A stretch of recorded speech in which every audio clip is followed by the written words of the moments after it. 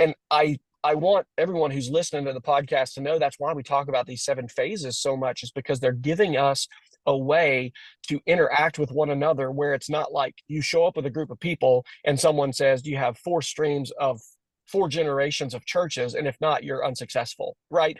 It gives us a way to say, okay, where is your work? Not comparing it to somebody else, but asking, where are you? And then dealing with you on the most important things for you, on Right. your contribution, where you are and what you're engaged in.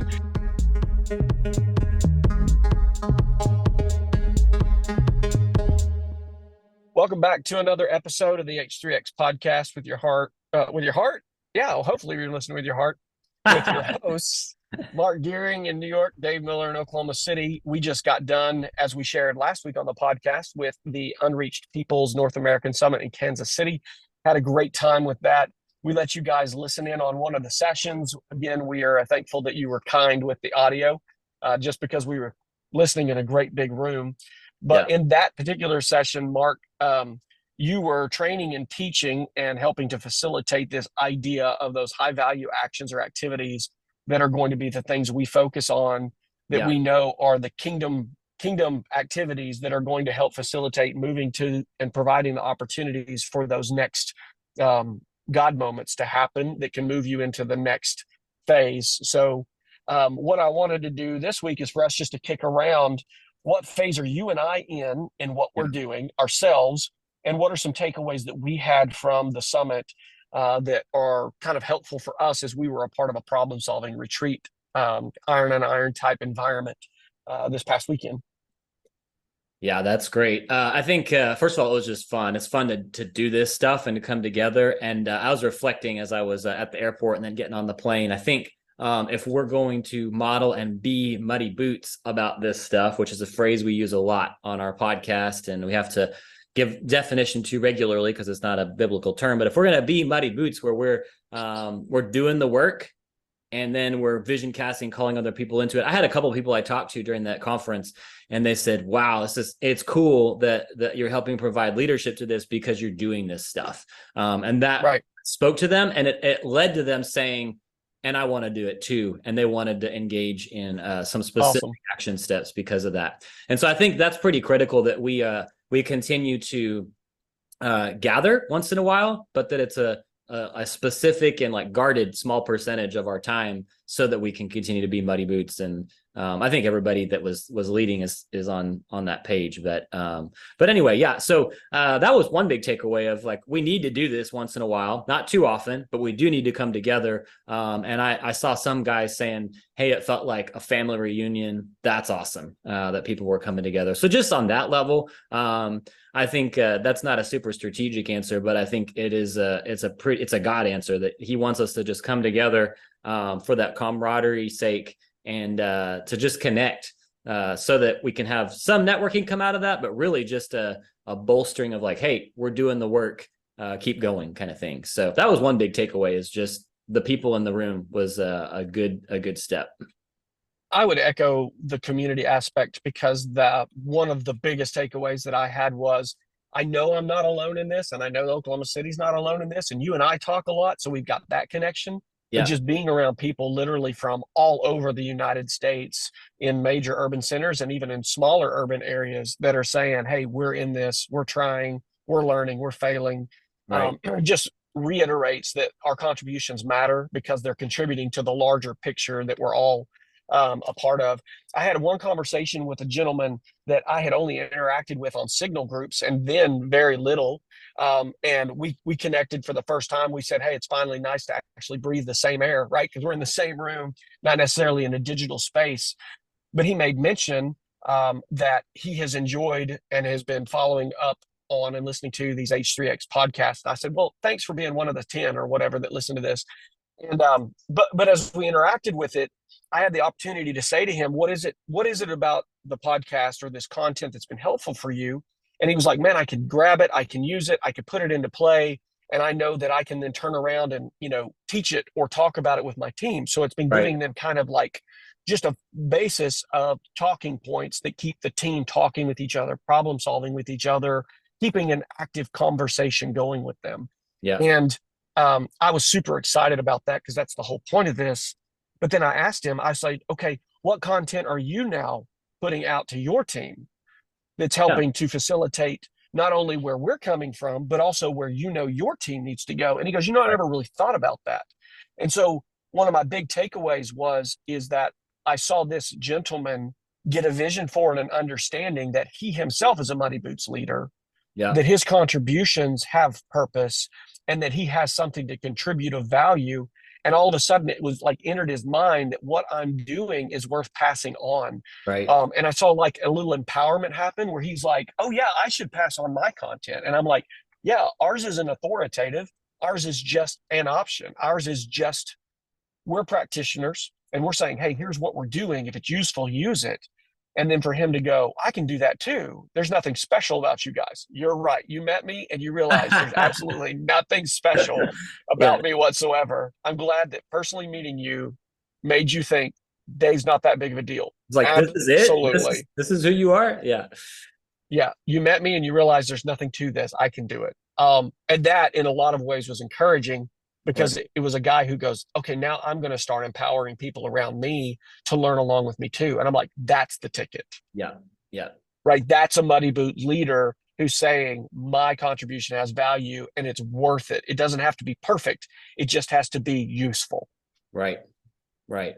And then I think the other takeaway from what you're saying is like it's specific to the phase and where they're at and helping them move forward. And so I think of all the different pieces that we continue to talk about, and I think has been a takeaway from the 5 T's training, that 7 phases, I think, is where we need to continue to hammer away in North America. And so that's the topic of our podcast today. But yeah, what that idea of like, where is my team at? What's going to help them take the meaningful next step and get to some breakthrough. So yeah, so then to your other question of what phase are we in and what do we take away? I think here in New York City, we are right now, we've got churches that we're starting to see take ownership and start.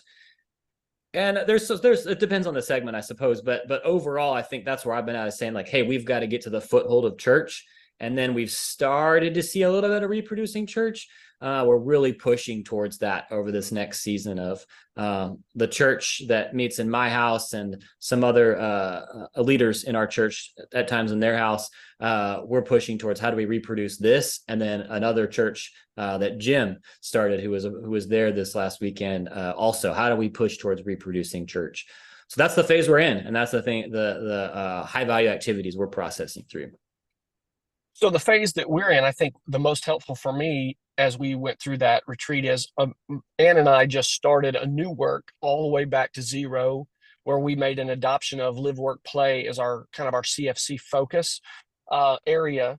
And so we've dropped all the way back to the gospeling phase, where now we're back in the mode of our activities that need to be a lot of time spent on is prayer, gospeling, and follow-up. And so any connection that we make, any person that we have an opportunity to share the gospel with, or a relationship that we have, we're going back into families that are involved with our kids' activities, the neighborhood that we live in, the business that we're working in, and going back and saying, okay, now let's revisit and find those that we maybe haven't connected with in a while, or even finding the new relationships.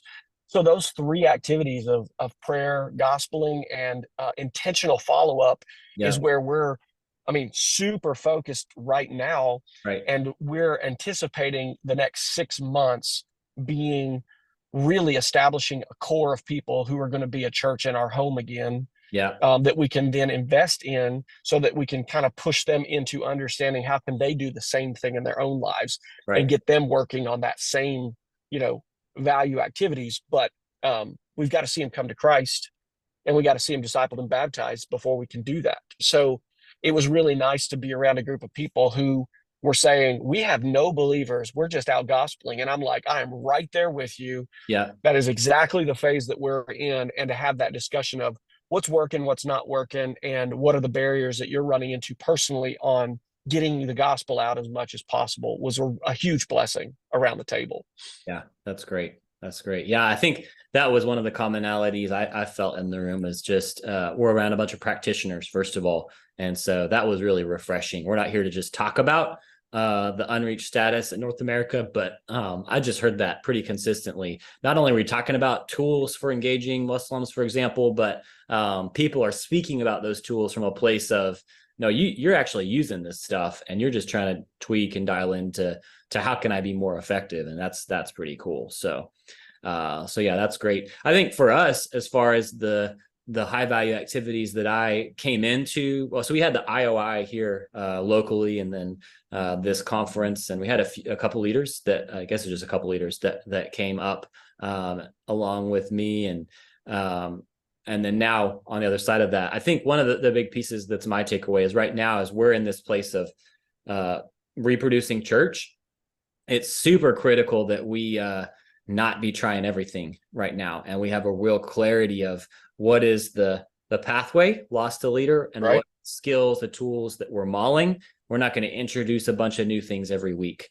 And so anyway, I think watching with a couple of the leaders that came to the conference from New York, them doubling down on focus, I think was one of the big takeaways of, okay, so you're hearing a lot of people talk about a lot of different things, even engaging some similar segments and people groups, but where are we at right now in what we're doing, and what do we need to be saying no to, even with some of the new ideas that they're introducing? What do we need to be saying yes to? How do we focus on over this next season? And I heard some of their specific goals that felt like more focused and saying no to some things than I had heard before. So that was pretty cool. Which is funny because now you and I are talking about me being in a different phase than you're in because of the necessity of where we are. And I'm wide open to trying all kinds of new things and engaging all new segments. And I'm not really super worried right now about being super dogmatic about what we're doing and where we're at, because we're throwing hooks everywhere all the time, trying to just make connections. And I want everyone who's listening to the podcast to know that's why we talk about these 7 phases so much, is because they're giving us a way to interact with one another, where it's not like you show up with a group of people and someone says, do you have 4 streams of 4 generations of churches? And if not, you're unsuccessful, right? It gives us a way to say, okay, where is your work? Not comparing it to somebody else, but asking, where are you? And then dealing with you on the most important things for you, on your contribution, where you are and what you're engaged in. And then knowing that whatever your activities are matter for what you're doing. And if they're different than somebody else's, it doesn't mean they don't have value. It gives us a place to say, we're going to meet you where you are, and we're going to celebrate where you are, and we're going to coach you where you are, because it matters. And that value piece, I think, is so huge to getting leaders to be able to interact in a productive way. Yeah, interact in a productive way. It also gives us clarity of what our role looks like, right? So when we're entering into work, like, for example, we've got a signal group for Oklahoma. You've got a signal group for Oklahoma, right? And I'm in that signal group. My contribution should definitely look different than it does for what's happening here in New York or somebody else in the diaspora signal group. Based on where the work is at and what my role might look like in being a part of that work, it gives me a grid to figure out how do I contribute in a way that's going to serve moving things forward. Oh, okay, so you're in this phase 2, phase 3. I'm going to come in and I'm going to serve with that in mind, rather than coming in with some other piece. Or for example, in the phase that we're in, as we're in the reproducing church phase, I met some guys there that said, hey, have you tried this tool and that tool? And I'm like, I mean, no, and I don't care, to be honest with you right now. Right, because of where you are. Right. Yeah. Well, following up from this conference, we're going to be having some different problem-solving retreats that are going to be happening around the United States. Not all of them are scheduled. Not all of them have been set just yet. But as those kind of come up, we'll let you guys know, because if you want to jump in on some of these iron-on-iron opportunities or these problem-solving retreats to be around some other leaders, we don't encourage you to just jump from problem-solving retreat to problem-solving retreat. We're encouraging you to jump in, get some lessons, get some strategy, get some clarity, and then go back into the muddy boots leader role and get to work. But if you'd be interested in trying to get in one of these environments to help you get some clarity, to get some coaching, to get some community, we'll make sure that we pass along those opportunities as they come up, because that was our big next steps is where are you? What region are you in? What people group are you working with? And how can we begin to network and catalyze communities that can help serve one another to move forward in the work? And so we'll keep you guys up to date on some of those as they come up. Yep. This is fun. We'll keep at it. Yep. See y'all next time. Thanks for listening, for watching. If this content has been helpful for you, please take a minute to rate, review, and subscribe to the podcast. It really helps us to get this content out there farther, to serve Jesus, grow his kingdom, and accomplish the Great Commission until there is no place left. Much love to you guys. See you next time.